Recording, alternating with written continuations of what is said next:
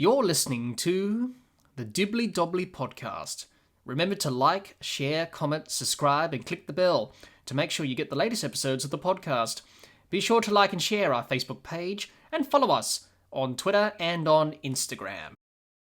Hi everyone, and welcome back to another episode of the Dibbly-Dobbly podcast. On today's episode of the podcast, we review the T20 International Series between Australia and the West Indies. It's the Dibbly-Dobbly podcast, and let's get started. Let's have a look at the results from this T20 International Series between Australia and the West Indies. The first T20 International was played at Metricon Stadium. Australia won by 3 wickets, and Aaron Finch was named Player of the Match. The second and final T20 International was played at the Gabba, and Australia won by 31 runs, and David Warner was named Player of the Match. Australia won the series 2-0, and David Warner was named Player of the Series. Let's have a look at Australia's performance with both bat and ball in this T20 International Series against the West Indies, and talk about their performance in the T20 International Series overall. It was a very mixed bag from Australia in this T20 series against the West Indies in these two games. A very scrappy performance from Australia in Game 1, and then a much refiner performance in Game 2. So let's talk about the batting. Let's have a look at the batters and how they performed in this short series against the West Indies for Australia. Warner was the leading run scorer for Australia with 89 runs, Finch 73, Wade 55, David 42, Smith 17, Green 15, Mitchell Marsh with 3, and Maxwell with 1. That's how the Australian batters went about things in this short T20 series against the West Indies. Now, as I said, it was a bit scrappy in parts, this batting performance from Australia in the two games. Let's start off with game number 1. In game number 1, they were chasing 146 runs. The West Indies set Australia 146 runs to win. Australia got over the line just, winning by 3 wickets, and finishing on 7 for 146 from 19.5 overs.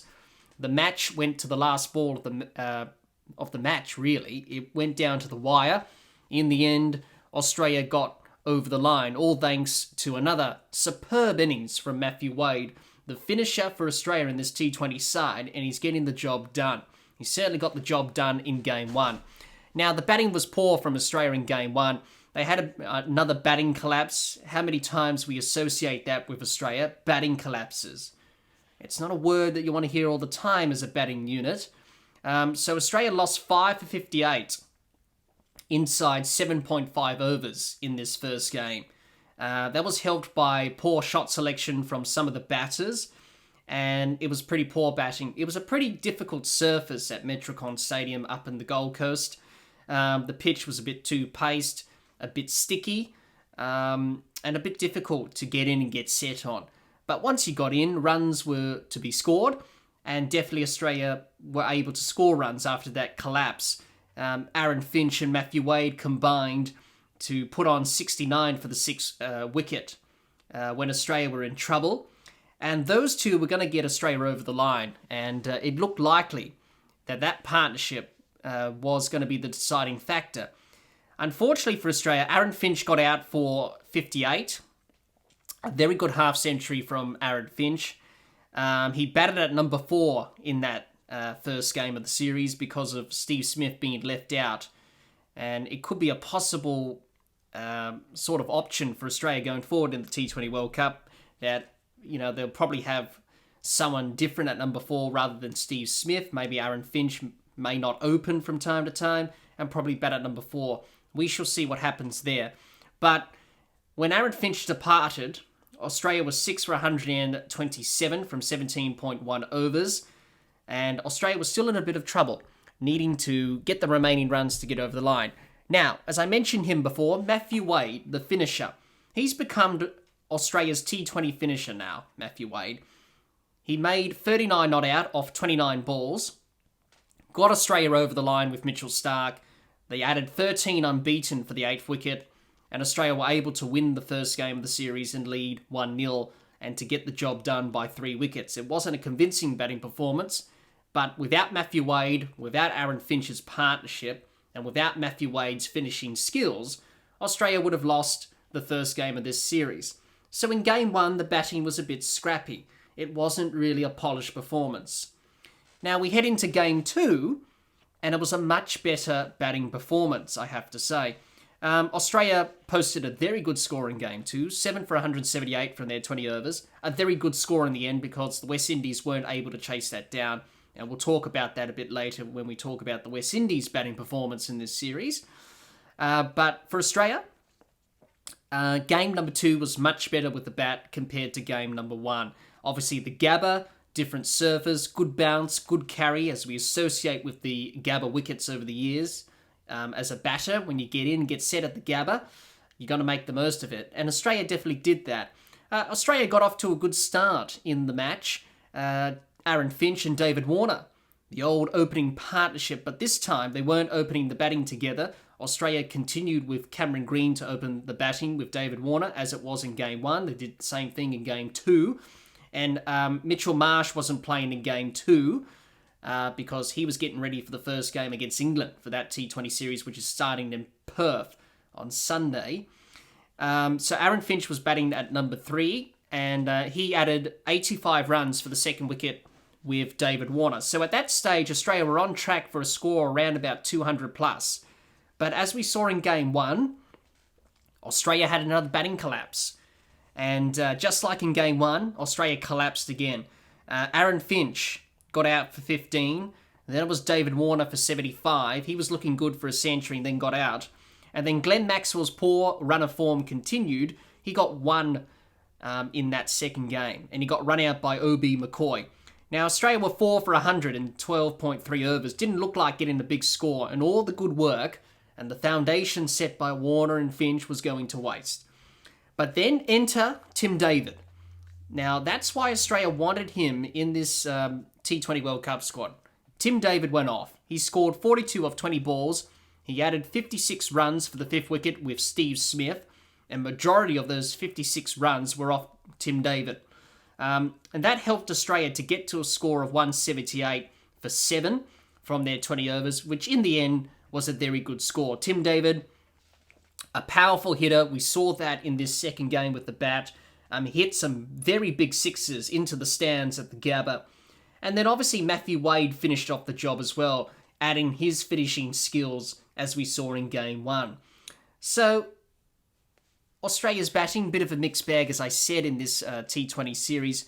And we saw in game number 2, as I mentioned earlier, that Aaron Finch batted at number 3 because of no Mitchell Marsh. So that's definitely an option for Australia going forward, that probably Aaron Finch may bat down the order and probably, someone else will open with David Warner. As it was in this series, it was Cameron Green, but no, he's not a part of the T20 World Cup squad. So it's definitely an option for Australia to do this. Steve Smith's spot in the T20 side is questionable. Glenn Maxwell's form is a concern. So there's some questions for Australia. Their batting overall was a bit of a mixed bag, as I mentioned. So some question marks over Steve Smith. As we saw in game 1, he was left out because Aaron Finch decided to bat at number 4. In game number 2, he got his opportunity because there was no Mitchell Marsh at number 3. So Aaron Finch batted at number 3 to cover Mitchell Marsh's absence. So question marks over his involvement in this side going forward, Steve Smith. Is he in the best possible 11 for the T20 World Cup?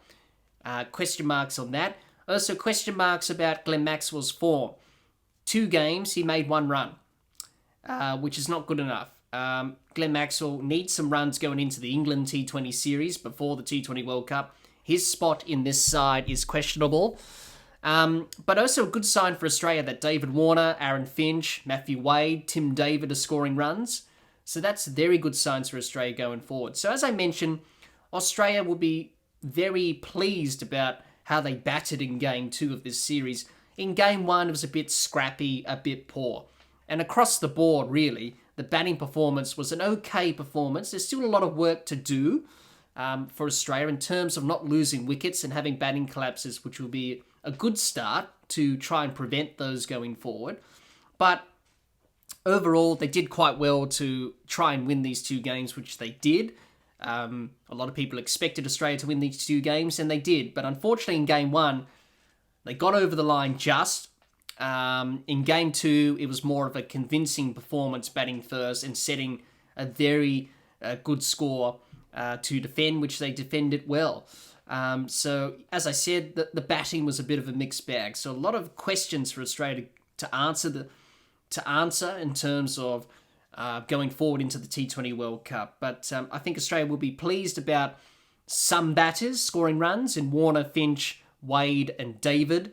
They will be concerned about Steve Smith and Glenn Maxwell in terms of their form going into this T20 World Cup. But overall, a very okay batting performance from Australia against the West Indies in this short T20 International Series. Let's talk about the Australian bowlers and how they performed in this T20 International Series against the West Indies. Mitchell Starc was the leading wicket taker with 6 wickets, Cummins with 4, Hazelwood with 3, Green with 2 and Zampa with 1.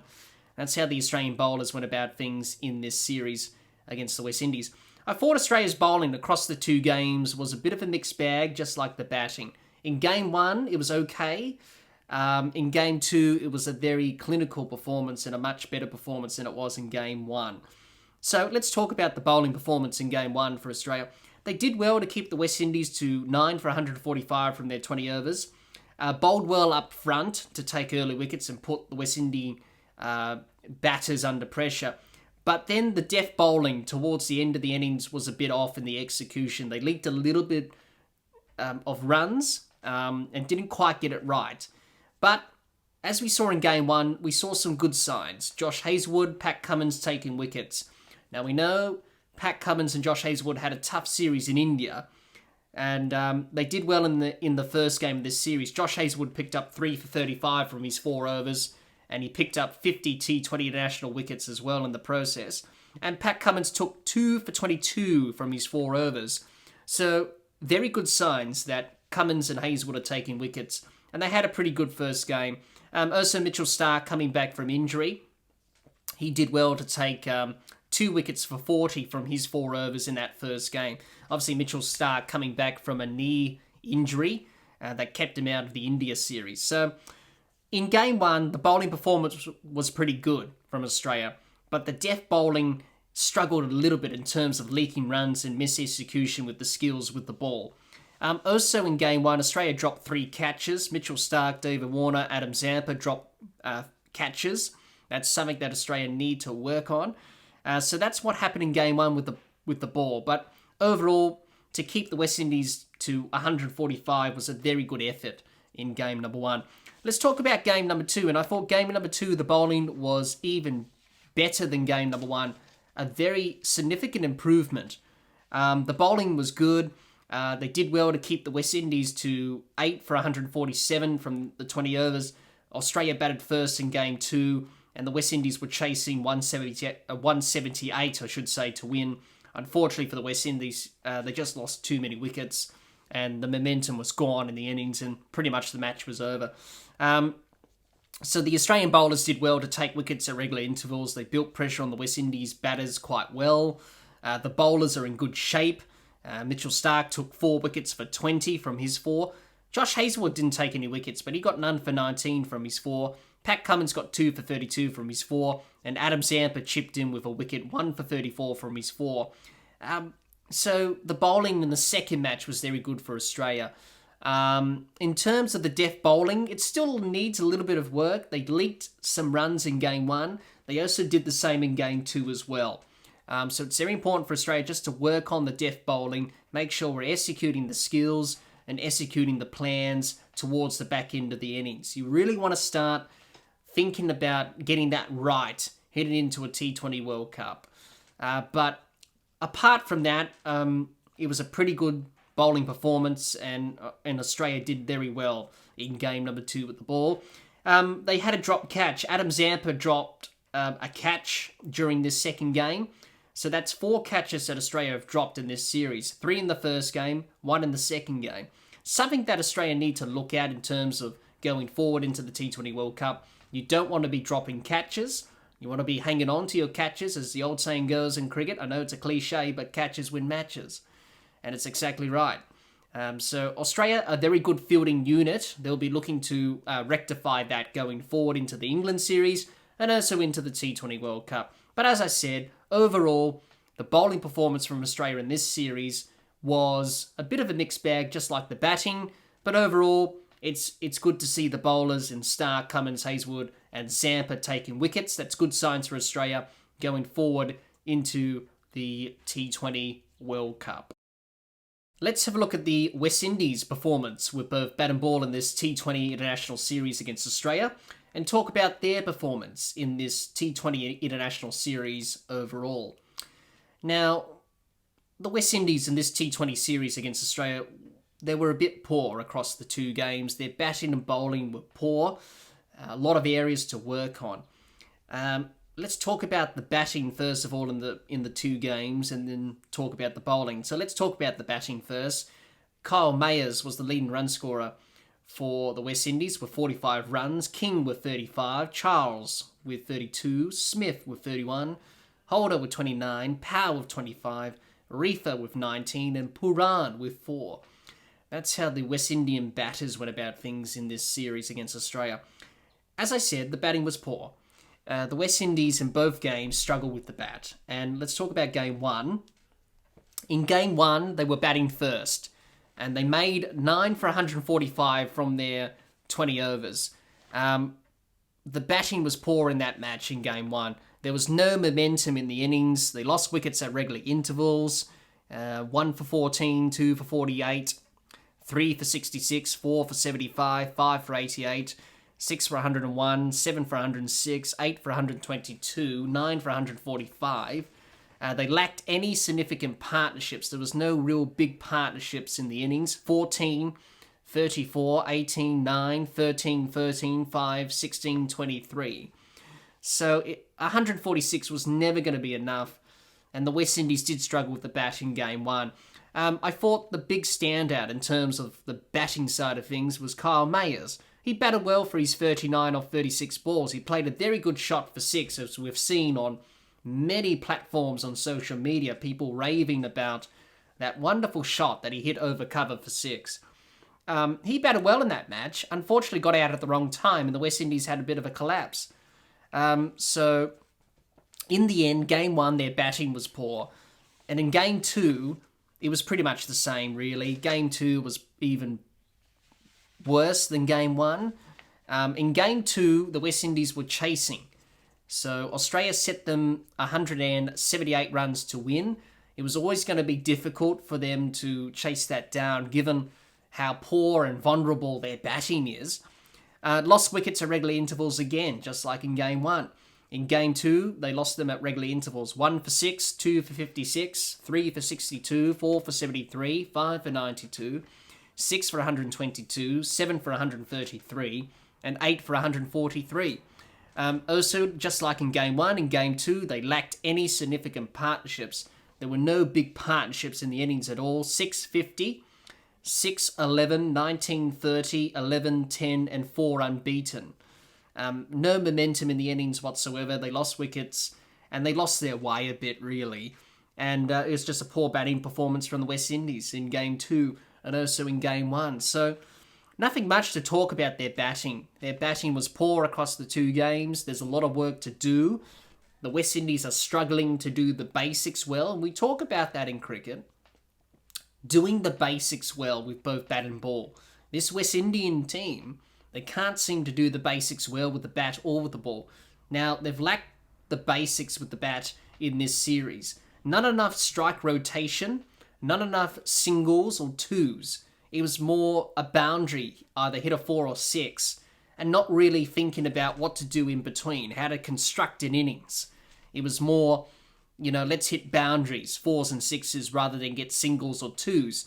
And that was a bit of the problem that we saw in the last T20 World Cup last year in the UAE. That's the problem that the West Indies had in the last T20 World Cup. They were struggling to do the basics well with the bat. And we saw in this series against Australia, the same thing happen again. The basics weren't there. Not enough strike rotation, not building partnerships, not constructing an innings properly. And really, there's a lot of areas for them to work on with their batting going forward.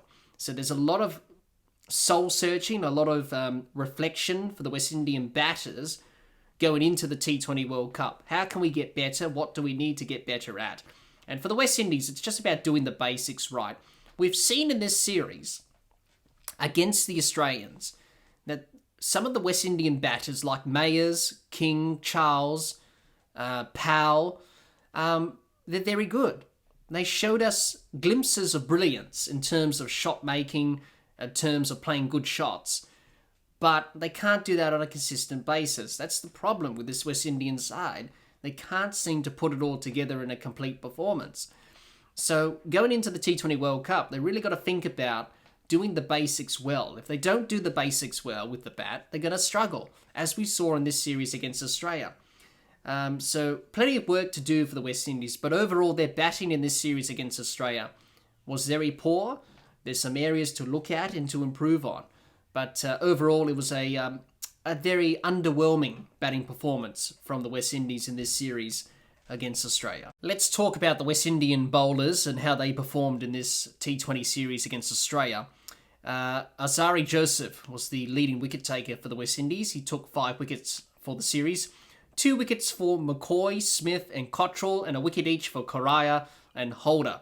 That's how the West Indian bowlers went about things in this T20 series against Australia.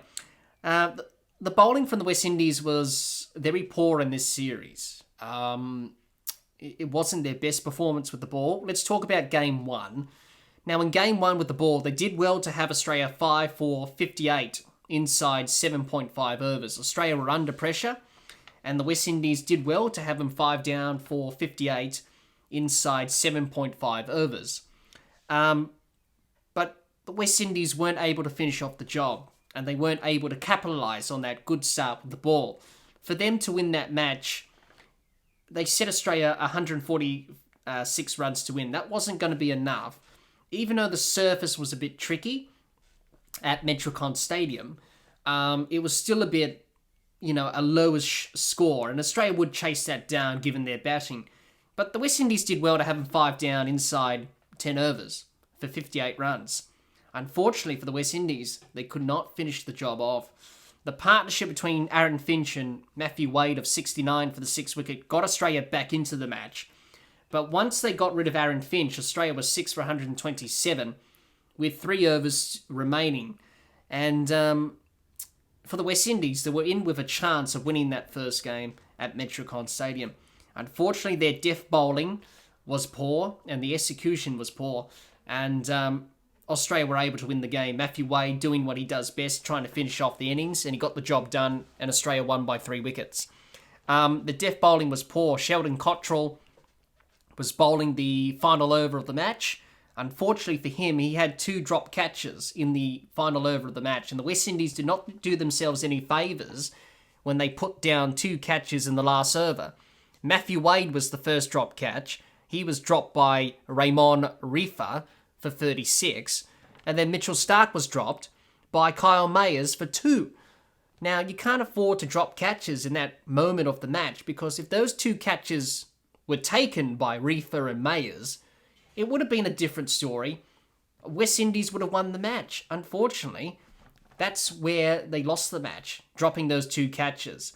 So they got the execution wrong. The fielding was poor with those 2 drop catches. And it was a poor bowling performance. In the end, didn't quite get the job done. Now, let's talk about Game 2. Game 2 was not really good as well in terms of the bowling. They lacked consistency with the ball, didn't build pressure with the ball. They had Australia 4 for 100 inside 12.3 overs. And Australia made 178 runs. Now, if they picked up a couple of wickets there, Australia 6 down, 7 down for 100, then you'll be saying, it's going to be the West Indies to win here. Unfortunately, the bowlers leaked runs, they didn't build pressure, they lacked consistency. The partnership between Tim David and Steve Smith of 56 runs for the 5th wicket pretty much got Australia back on track. Also, David Warner's innings of 75 and his partnership of 85 for the 2nd wicket between him and Finch were also very key factors for Australia going to get that score of 178. So for the West Indies, they weren't able to finish off the job with the ball again. So it was a bit of a poor performance across the two games for the West Indies. So nothing much to talk about their bowling, really, the West Indies. They've got a lot of work to do. As I said, they've got a lot of good bowlers in this side. It's just about doing the basics well. Trying to hit a good line of length, hit the top of off stump, make sure we're executing our plans with the ball, make sure we're setting the fields right for each delivery against a certain batter, and making sure we do the basics well. Because if the West Indian bowlers do the basics well, be consistent, build pressure with dot balls, and take wickets when you can, hit the top of off stump, hit a good line in length, they can take wickets with this bowling attack. Their spinners did pretty well in this series. Yannick Karaya and Hussain, who played in Game 2, did a very good job. So their spin attack looks pretty good. It's just their pace attack. Joseph, McCoy, Smith, Holder, Cottrell, that need to really do well and try and get some consistency with their bowling, because the West Indies, they are going to be tested with both bat and ball in this T20 World Cup, and they need to start becoming more consistent with their performances. But as I said, their bowling in this series was poor. There's a lot of work to do going forward into the T20 World Cup, and there's also a lot of thinking for Nicholas Puran, the captain, and the coach, and Phil Simmons to do in terms of trying to get this West Indian side to perform at their best. They've got very talented players. It's just they can't seem to put it out on the park where it matters the most in terms of being consistent. They can't seem to do that. So for the West Indies, there's a lot of work to do. But overall, the bowling was poor. And overall, the performance from the West Indies in this series was very poor against Australia. A convincing 2-0 series win for Australia. Australia will be happy about this result, but there are some areas to improve on with both bat and ball. But Australia will be pleased with how their T20 World Cup preparations are going. For the West Indies, a disappointing series for them. They have a lot of work to do ahead of the T20 World Cup. Well, that's all the time we have for this episode. Be sure to subscribe and click the bell to get the latest episodes of the podcast, and like and share our Facebook page, and follow us on Twitter and on Instagram. Until next time, keep safe, and bye for now.